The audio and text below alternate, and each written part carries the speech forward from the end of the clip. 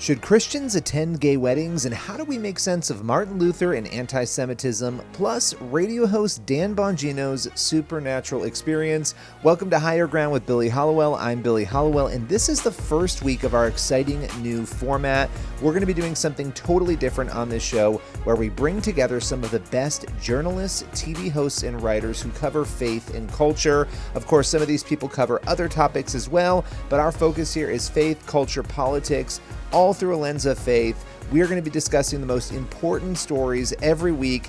There are going to be different people here on the show joining me to talk about their stories and really have a roundtable. And this doesn't happen anywhere else. I am so excited to be doing this. We are starting this week with Ian Giatti from the Christian Post and Jesse Jackson from Church Leaders. They are joining me to talk about the aforementioned stories. And I'm going to break down a story of my own. Mine is Dan Bongino's story. So we're going to get into all of that and plenty more. With no further ado, I want to welcome Ian and Jesse to Higher Ground. All right, Ian and Jesse, I am excited to be doing this because we get a chance to kind of, like cross-pollinate, hear what you guys are working on, and talk through some of these stories. And you're both coming to the table today with some really great stories. Jesse, we're going to start with yours because I saw this headline and you and I texted about it, and I thought this is a great story. But Giatti Hill Perry, she and her husband were discussing some really interesting things surrounding gay weddings. Take us through a little bit of this story. Right. So I think a lot of it, I'll give you my title of the story because that kind of, obviously jumps into it. It's Gay Girl, Good God author Giatti Hill Perry and husband discuss whether they should attend a gay wedding. Now, this obviously came off of the Perry's podcast that they do, which they used to do 30 minutes with Perry's, and I think they scratched that, and this one went about an hour. So it was really interesting to hear Jackie's take on it, obviously with her story and with the success of the book. I mean, if for people that don't know, Giatti was lived a same-sex lifestyle for many years before she, got saved, pulled out of that, repented of it, and then obviously is married to her husband, Preston, who is a very, I would say, well-known, at least in my circles, evangelist, talks to a lot of people of different faiths. So it was really interesting to hear these guys talk specifically about a topic that probably, what was it, January, that this topic kind of really hit with the Alistair Begg stuff, which is kind of what they get into. So yeah, I mean, to hear her take, I think it's something that's spinning in the minds of Christians today, because it isn't something that I think is on the horizon of, is this going to happen? It's already here. Same-sex weddings and Christian being invited, whether it's just friends or coworkers, or so it's something that you wrestle with. So it was good to hear them talk about it. One of the things that I thought, I'm going to read a real quick thing that I thought was one of the keys things that Giatti said in this. And her and Preston have different viewpoints, which I thought was really interesting to hear a husband and wife be able to converse the way that they do, very respectfully, but biblically as well. Where Preston said that he could see himself attending, but he had a very strong caveat on if he attended, he told Giatti that it had to be, the person that invited me had to be okay with me beforehand presenting online why I'm okay going and that I'm against same-sex wedding. So it was interesting. Yes, it was very interesting. So he's like, because obviously in my case, and he's putting himself in those shoes, that he has a lot of followers, and anybody, just like an Alistair Begg thing, you make a comment without a whole lot of context of why the comment was there. I attended a same-sex wedding, and he's like, I can't do that. I got to give a lot of context, and I'm going to tell them not only am I against it, that he's pretty much going to preach the gospel when he's there. Can I just throw something out there though? Don't you think that even even with the context, right? Like even with context, you're still going to end up getting that furious reaction from some people, right? Like even if you go and Yeah. say, just based on our coverage of these things, we know this, right? Look at Alistair Yep. Begg. Yep. Yep. Exactly. I mean, we see that totally from Alistair, somebody that has been his whole entire ministry that I know of has been against, has taught the biblical teaching that same-sex marriage is completely wrong. And he gives the story that he counseled a grandmother one time, and now people have pretty much written him off, canceled him, I guess is what you could say, I guess. Even MacArthur, who's a good friend of him, he was supposed to speak at one of the recent uh, his conferences, and he canceled him from coming there, or asked him Yeah. not to. I think they mutually You're, agreed not to. Yeah. Yeah. good luck with the context, because that doesn't seem, not that it's a No. bad position. I'm just saying it doesn't seem like it's going to help you very much, because people are so, I mean, Ian, I don't know what your take is on this, but people are so, fired up on this issue, right? I think that this is now, it's become one of those red lines for people in the church. I think wherever you fall, Begg had his compelling ideas, MacArthur has his compelling argument. Yeah. It's going to come down to conviction, and I think there's a lot of room for grace there. But at the same time, I don't know anymore that you can just hide behind well, I'm just doing it to be courteous, or well, I don't know that you can not have a good apologetic for going. You need to know why you're going, and you need to be able to articulate it. Sure. Yeah. Well, Yes. and go ahead, Jesse. I'll let you pick back up, but I realized I didn't even let you tell us what Jackie said, because I was so hung up on his caveat before before he would go or not go. And I think his caveat's huge, though. I mean, because it lends exactly what Ian was talking about there. You can't hide behind it. Preston's not hiding behind anything when it comes to that. I mean, Right. he's straight saying, this is what I believe. I'm not wavering on it. And I believe it so much that if they're willing for me to go to this wedding and attend it, still with me saying I'm against it, openly, publicly, right? Declaring that I am all about doing that. So he's just like, because the gospel has to come first. I'm paraphrasing, but that's That really is what he's interesting. saying. Yeah. Yeah. Yeah, that is an interesting take. And what was interesting with her, now you got her coming from a lifestyle that was there, and I thought her words were perfect to hear the perspective of where she's coming from. This is what she said. So she doesn't believe that she could ever attend a gay wedding. She goes, I felt anxiety in my body. This is her thinking about attending one, just thinking about it. I felt anxiety in my body, and not to fear, not like fear, but grief, because I think some of the grief is informed by the fact that God delivered me from this. Maybe my previous context is a large part of why I wouldn't be able to go, because I remember being a slave to sin. So Wow. I thought that was really big perspective on her point, where she's just like, it's so real because I lived that lifestyle and I saw what Christ had to die for.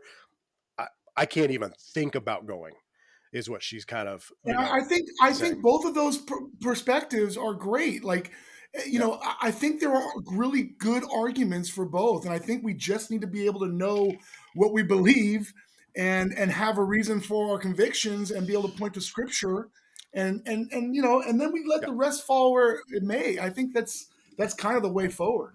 Yeah. Well, and I'll say, just as we kind of rounded out on this one, I mean, it is interesting to me when you think about our experiences as human beings, and then, from a Christian perspective, everything we have a position on, it's based on what we've gone through. And so to hear her talk about that, right, and then her freedom from it, and how that actually impacts whether or not she could go to somebody else's ceremony, I mean, that's pretty compelling. And I think, to your point before too, going back to her husband, him saying, look, if I'm going to put it out there and say, if they're still comfortable with me going there after I put them on blast, essentially, and said, hey, I'm not comfortable with this, then great, I'll go. That is a little different from the Alistair thing in some ways. So really cool stuff. And people can go and read that story. We'll have it in the show notes. It's over on Church Leaders. But Ian, that brings me to yours, because your story, when I read the headline, I was like, I got to go over this headline 10 times. And then I've just got to reread the story because there's so many moving parts. But the headline is Michael Brown suggests Martin Luther eternally condemned for anti-Semitic writings. And I was like, wow.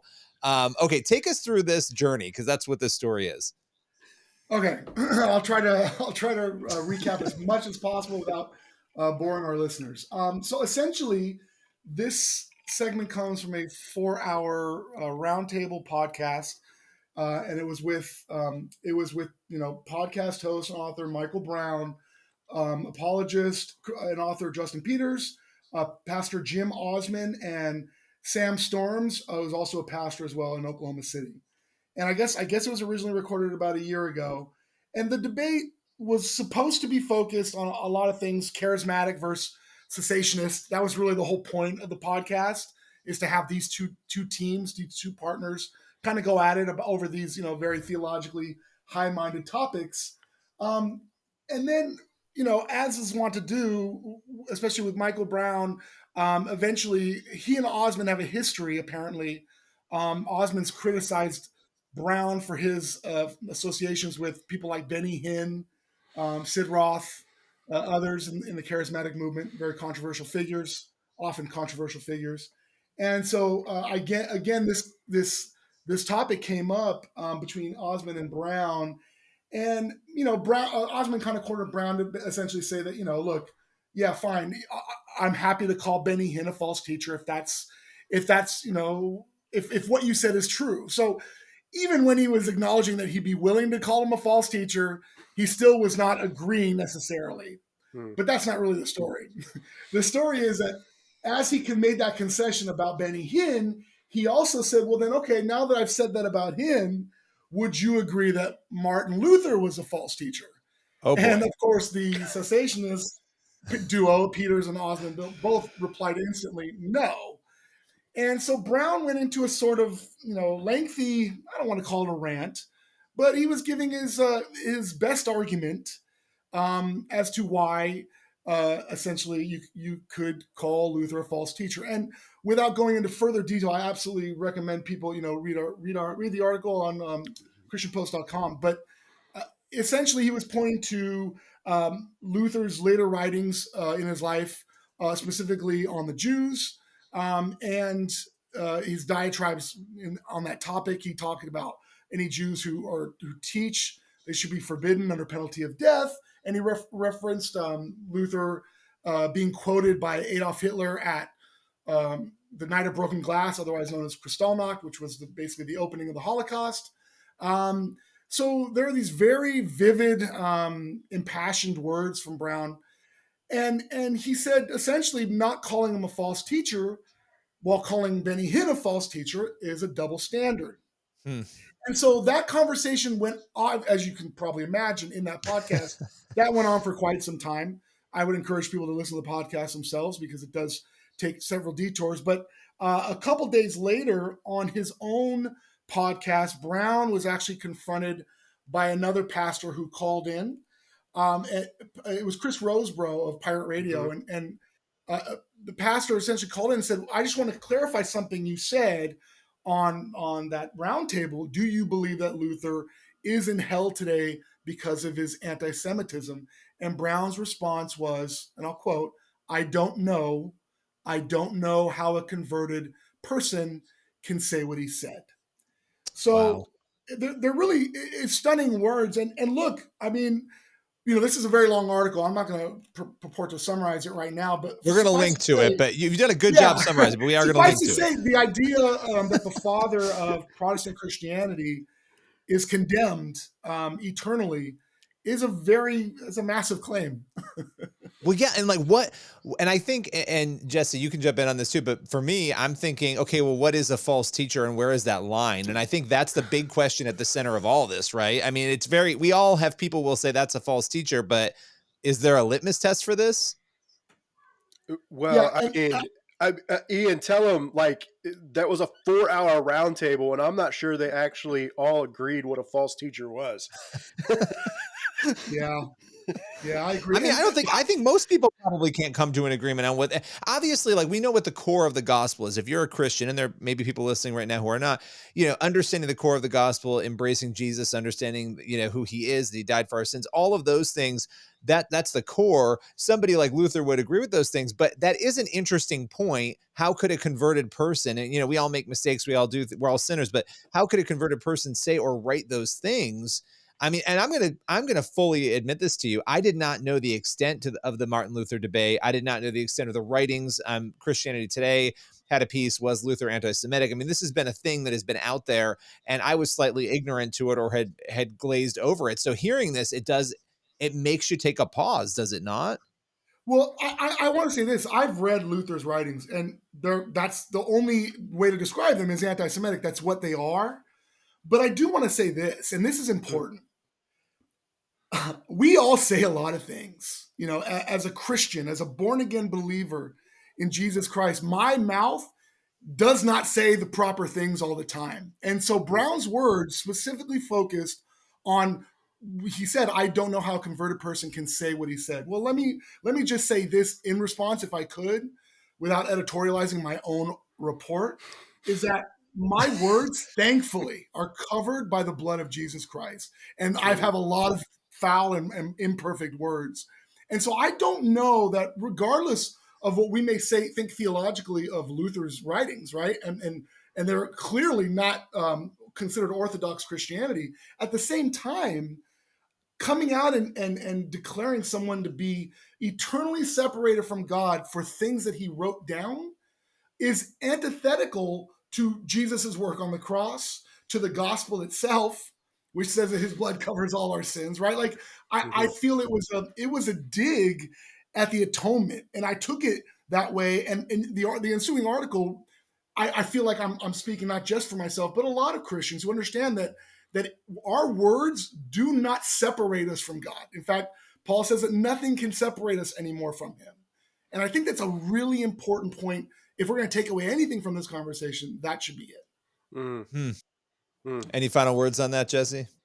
I found it to be interesting. I'm with you, Billy. I mean, that was the first that I was kind of introduced to Luther that way.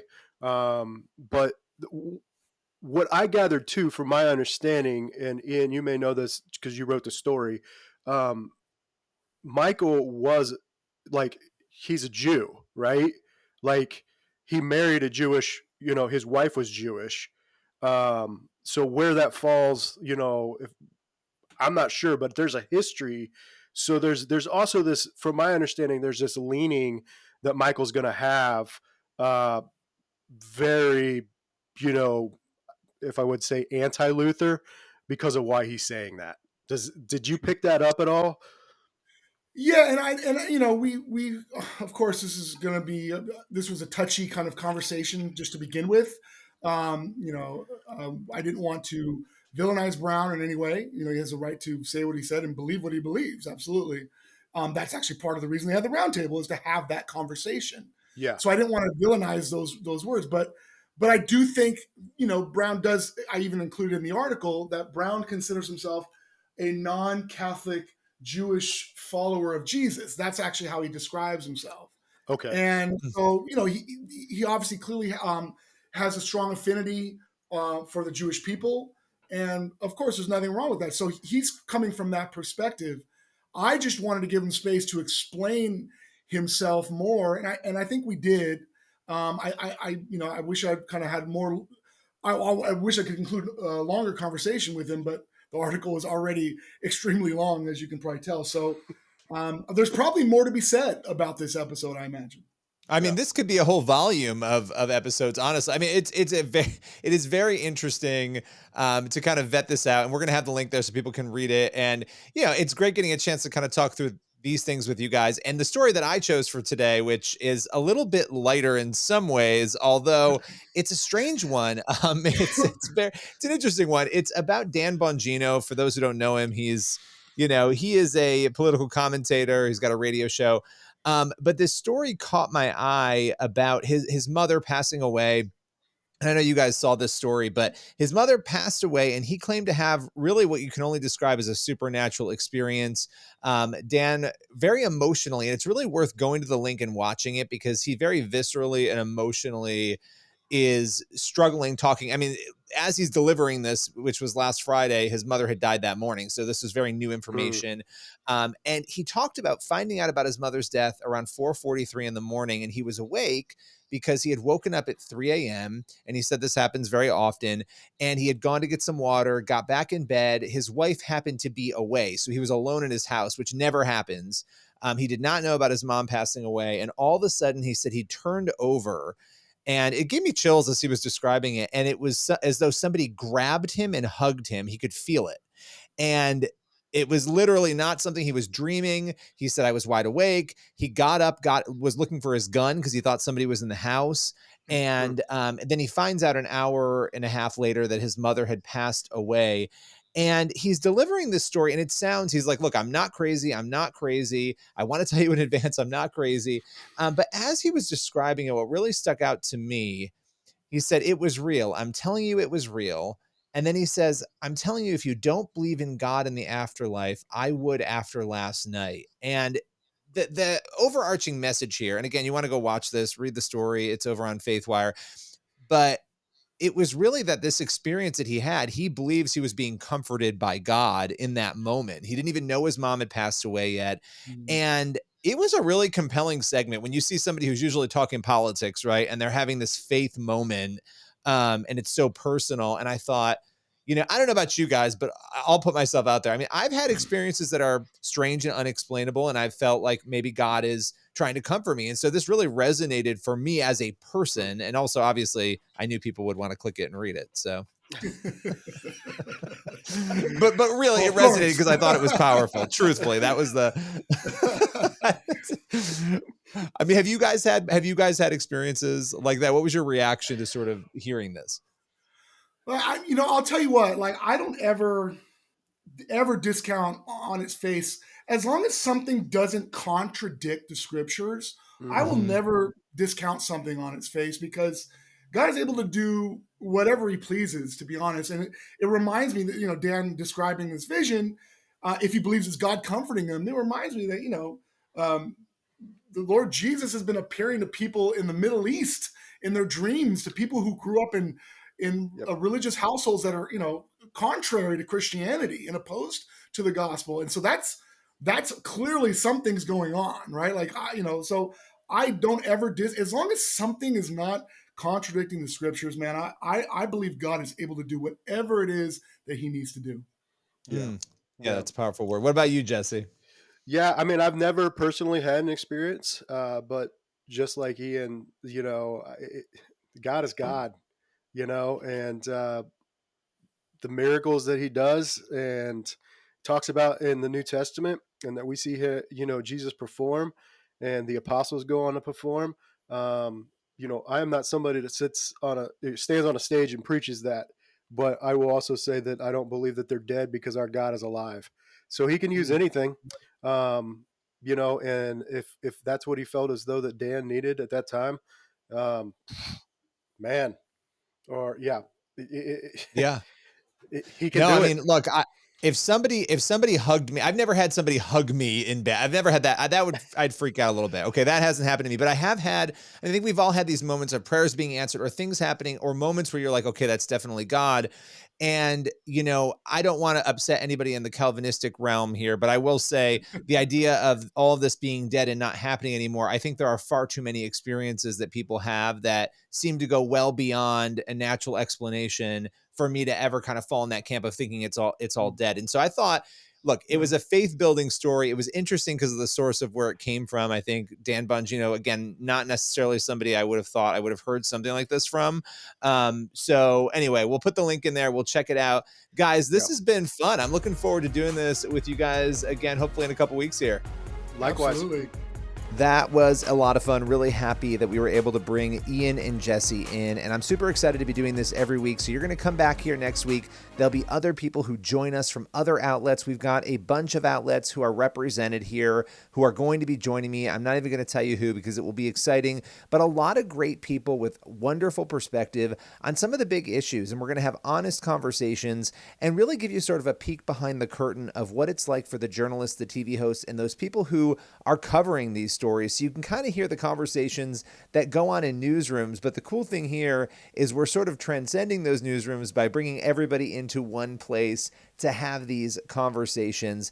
Now, I want to bring you an interview today as well, and I'm really excited to be bringing back on the show my friend Samuel Rodriguez. He is a pastor. He's also a producer in Hollywood, an incredible story. He recently was at the Academy Awards. His film Flamin' Hot was nominated, and he's going to talk a little bit about that today, but we're actually going to spend a lot of time talking about immigration. The border is honestly one of the biggest pressing issues we have in the 2024 election. It has been a disastrous issue, and a lot of people out there very concerned about what is going on. Sam Rodriguez has been on the front lines of the immigration issue, and he is going to join me to talk about that today on Higher Ground. So let's welcome him to the show.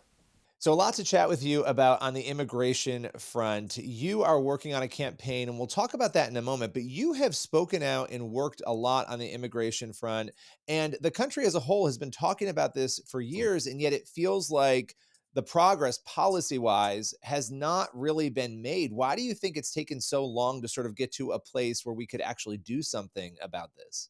Personally, it's been a 20-year journey. I began with President George W. Bush advising him on immigration reform, subsequently President Obama for 8 years on this very issue. And then with President Trump, literally over dinner, I gave him a proposal.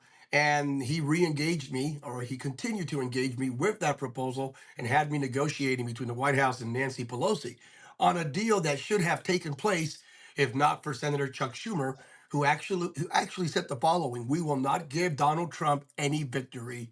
Exclamation point with a couple of emojis. Billy, it's not complicated. Here it is. Ready? It's not. I call it terrific tension. We are a nation of immigrants. We can't deny that. We are a beautiful nation of immigrants from the very beginning, right? Plymouth Rock, Jamestown, and San Agustin in Florida. We're a nation of immigrants, but we're a nation fully committed to the rule of law. Immigrants, rule of law. There shouldn't be any sort of permanent confrontation or dichotomy, a chasm between these two wonderful pillars of what we call the American experience. They should work together in something that I deem as terrific tension. Yes, without a doubt. The problem is we need people coming here legally, not illegally. The number is over 8 million. Some have elevated that over 10 million. Someone landed recently with great due diligence at 7.8 million as of last week. Whatever it may be, approximately 8 million illegal entries. 8 million individuals came into America in the past 3 years. We have no idea who they are. Put that in perspective. All you have to do is tell them verbally, no ID required, this is who I am. In that 8 million, the director of the FBI testifying in the past 48 hours said there are some very negative elements coming in. He used the word terrorist before a Senate committee. Holy cow. This should provoke every American to say this is outrageous. We've never had this amount of illegal entries ever before in the history of America. So I offered something called the urgency of now, a proposal. And here it is. Number one, how do we solve this issue? We immediately do away with catch and release. It is the most nonsensical idea that we've ever implemented as it pertains to law enforcement. Here's the idea. You violate the law, you break the law, we catch you, we release you. It's the same thing as the no bail reform movement in certain cities across America, right? You commit a crime, you know what? Just go out. We trust you. You're going to come back for the court hearing, pay nothing. See you later. Outrageous. We do away with that. We catch you, we deport you immediately. And by the way, we're going to take your facial recognition. We're going to use all of our technology. We're going to take maybe your DNA. We never know, but here it is. You're never going to come back into America ever again, not even for a one-day Disney pass. So catch and release, we do away with it. Number two, We'll go back, we'll revert to the state in Mexico law, which is what? If you're applying for asylum, you're going to stay on the other side of the border until we process your application. Period. You're not coming in here while you're applying for asylum. You will stay in Mexico. Number three, we do away with the idea of if you come in here, we're going to grant you amnesty one day. Citizenship is only for those who are born in America and those who have been through the naturalization process legally. You come in here illegally, you will never, never, never, never, never in a million years ever become a citizen. We put that. It's already, it's actually part of our code, but we're going to solidify that, right? So that's number three. Number four, here's what we do. If you came in during the Biden administration, if you're one of the 8 million individuals that came in illegally, we're going to give you an opportunity to self-deport. I know it sounds silly, right? Self-deportation. You're laughing. What's self-deportation? We're going to give you 90 days. I mean, look, I get it. No, but watch this. Here's the other side of that. 90 days self-deport. If you don't self-deport, and ICE will catch up to you, because if President Trump comes in, he's not going to use the military. I'm totally opposed to using the military. That's just crazy. The optics of that, and even the application of that, and even the legality of that is in question on so many fronts. But ICE, without a doubt, he will recruit and hire a zillion ICE agents. So he will find the 8 million. The issue is if they self-deport 90 days, they could actually come back and apply for asylum on the other side, but they can apply for asylum. And coming in here illegally this time will not disqualify them unless they were involved in nefarious activities, of course. So it's an idea. Those that have been here, the dreamers that have been here for years, legalize them immediately, like day one. This is all part of the plan. If you're a dreamer, your parents brought you over 25 years ago or 40 years ago. Now they're like early 40s. This is Obama, Trump recognized dreamers. Legalize them. Make them citizens if they're not involved in nefarious activities, right? They were never arrested for any DUI, et cetera, et cetera. And then you look at the maybe close to 20 million individuals who came in the past 35 years, who are here. Their children were raised here. Their children were born here. They're not dependent on welfare, government subsidies. They love God, love their country. Yes, they use fake social security numbers, but they've been here for 25, 30, 35 years. We give them a green card. You're never going to get a government subsidy. You're never going to get a welfare check. You're not going to get social security. You're not going to get any government subsidy whatsoever, other than states that provide healthcare and so forth, like California, Massachusetts, New York, and so forth. But we're not going to give you any government entitlements, federal entitlements. But yeah, here's a green card. Come out of the shadows. What I just offered, Billy, is it's full of compassion. It's reconciliatory. It protects the border. I mean, we're gonna finish building the wall, including physical deterrents, because they work. Ask Greg Abbott. They actually work. That's my proposal, and I laid it out. I already got some calls from both sides of the aisle at the highest level of both political parties. I received calls. One of them on my cell phone with a voice message with a sense of urgency of Sammy, call me now. Based on this proposal. So I believe we have the potential of getting both Democrats and Republicans to come along and sign off.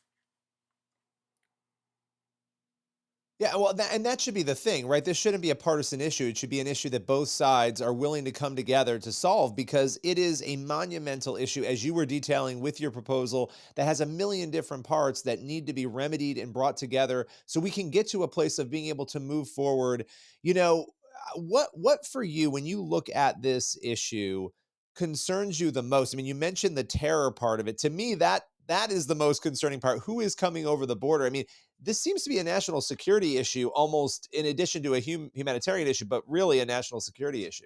We're talking about Sudan. We're talking about China. We're talking about Venezuela. We're talking about nations that are fully committed. Koreans, and I don't mean South Koreans.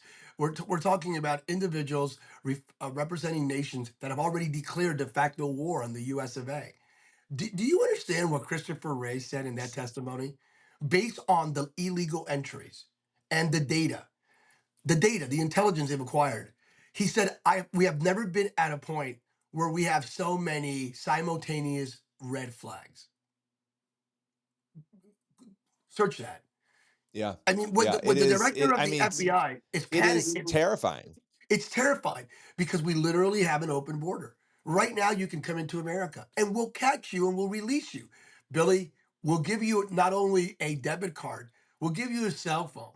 We're going to give you free housing, free education, free healthcare, all of that if you come in here illegally and we catch you. I mean, put this in perspective. Like, who does that? It is the continuum of lawlessness. There is a connection between Generation Z and millennials, primarily Generation Z and now Alpha, looking at 8 million people breaking the law. And then in inner cities across America and urban centers are going like, why should we respect the rule of law?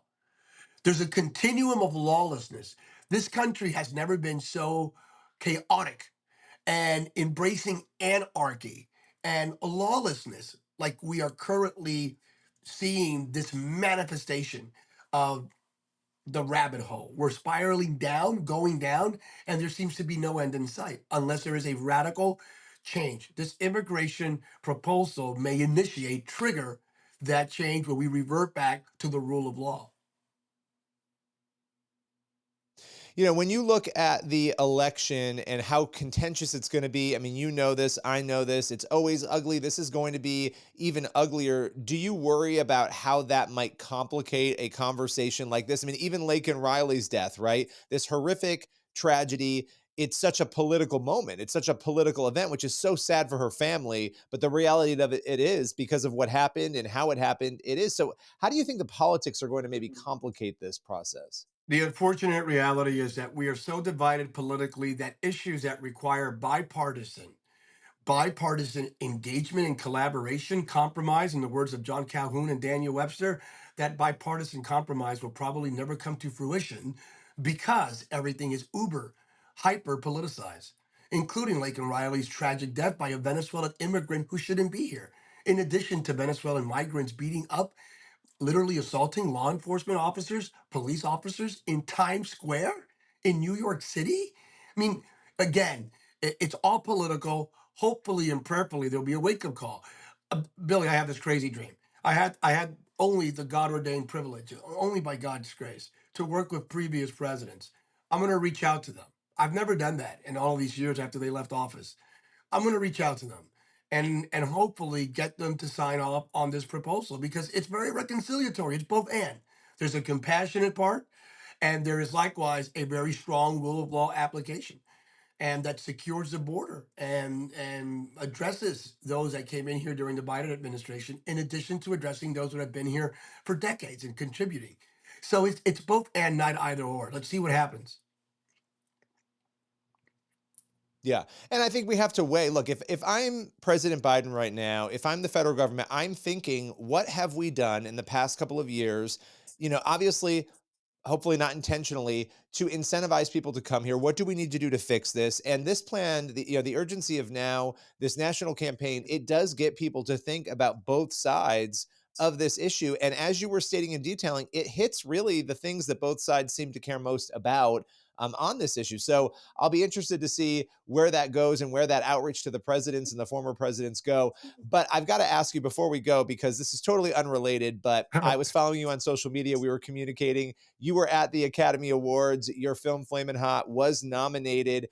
What was that experience like for you? I mean, what an incredible, here we are talking about politics and you've crossed over faith, politics, Hollywood. What was it like to be there? Dorothy, we're not in Kansas anymore. It was surreal. I was tapping my shoes going like, Sam, where are you? I'm a kid from Bethlehem, Pennsylvania.